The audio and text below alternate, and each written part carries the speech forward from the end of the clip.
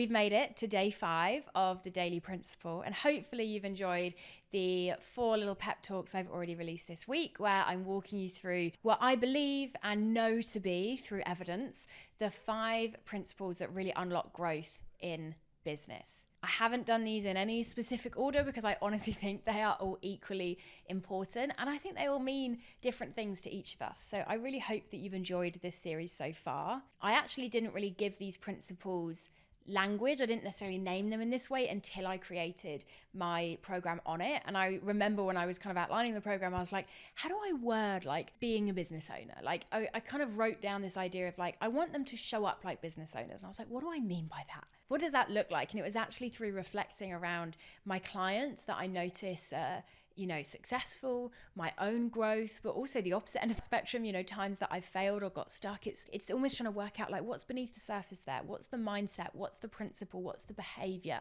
that's really unlocking that growth? Or what's the opposite of that principle that, made me get stuck? And that's really where these 5 principles were born in being named in this way. And as I've shared a bit of already this week, they're really the things that make my program on it so impactful, but also so simple, because it's not about learning or being told what to do. It's having the space to think big picture, connect back to your vision, and really get curious about these principles and how we can adopt them in our daily action. As a reminder, the doors are opening next week for a very limited time, so you want to make sure that you are on the guest list already. I'll link that in the show notes, but without further ado, let's dive into the 5th and final principle, which is your business is always telling you something, but you might not be listening. I have said it a few times this week across these videos, this idea that we learn best through action is something I really believe and have seen to be true, that, yes, we can research, yes, we can think, we can plan, we can write lists, we can, ask other people for their ideas and opinions,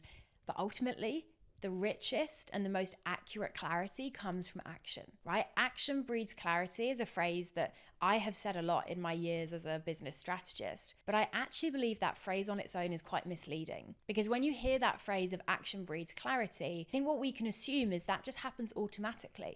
Every step I take, I get more clarity. Everything I do, I learn a lesson. And the key thing that I've really realized over these last few years is that action only breeds clarity if you pause to turn around and pick up the lessons. Our businesses are always offering us up learnings and clarity, but we have to choose to listen to those things. We have to choose to find out what those things are. And what this looks like in your business, in your day-to-day, is looking at the metrics, looking at the data, reflecting on the things that have happened in the last few days, weeks, or even months, and giving yourself an opportunity to learn from that. So often when people think about that idea of tracking data or looking at metrics or reflecting, I think we think it's just a case of well, just write the numbers down, just put the data in a spreadsheet, just write down a list of everything that's happened. But that's step 1. And I don't think that really holds a lot of value, but it's an important first step, so that the second step, which is really where we get the value, is where we analyze and learn. One of the things that we do midway through the quarter and on it is this reflection where we go, right, what have we learned in the last month? And what can we learn from, our marketing data, our financial metrics? We don't just sit down and go, oh, my business made £5,000 last month. We go, oh, my business made £5,000 this month. Okay, let me analyze that. Where did that revenue come from? How do I feel about that? How does that match with my revenue goal? What can I learn from that? What helped me make that revenue? What could I have done better? Those follow-up questions, that second step of analysis, that is when we learn. Everything that you do in your business is going to provide for you a reflection. Every piece of action that you take in your business will give you a lesson, but you have to play a really active role as the business owner in picking up that lesson, in finding it, and then also in applying it to your business as you move forwards. That's why I don't really use that phrase anymore of action breeds clarity on its own, because I think it is misleading. It makes it sound too simple. And don't get me wrong, it is simple, still what we're doing. It's not a complicated process, but it's not automatic. It doesn't just happen without us being involved. We have to proactively, as the business owner, reflect, look at the data, look at the action, and question it, investigate it. Ask those questions, see what comes to the surface. I was telling someone recently about my program on it and telling them, it's been the most impactful, most well-received, most successful thing I've ever done. And then I explained it to them and they went, oh, that just sounds really simple.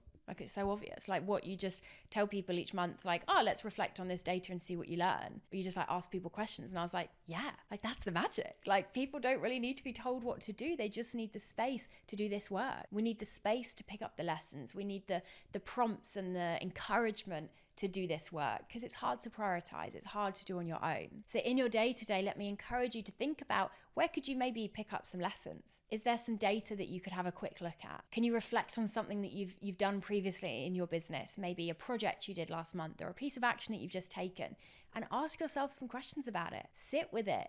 Have a little journal, talk it out loud, whatever helps you to process. Look for the lessons. Your business is always teaching you something, but you've got to be listening for that clarity and those lessons to really make a difference. That is your fifth and final principle for this weekly series. I really hope you've enjoyed these kind of morning pep talks and me talking you through these different principles. And more than anything, I hope you've thought about how you can apply them into your business. These 5 principles, these 5 mindsets, they're not things that we ever want to expect ourselves to do perfectly consistently in our businesses. We're humans before we're business owners. That's why we often need these spaces and these nudges just to step back and think in this way and to adopt these mindsets as much as we can. You've probably already got the message enough, but these 5 principles, they are really what Onnit is built around. And if you've resonated with them, it's probably a sign that Onnit is going to be a really helpful fit for you and your business growth. The doors are about to open for the final time this year. They're not going to open until we begin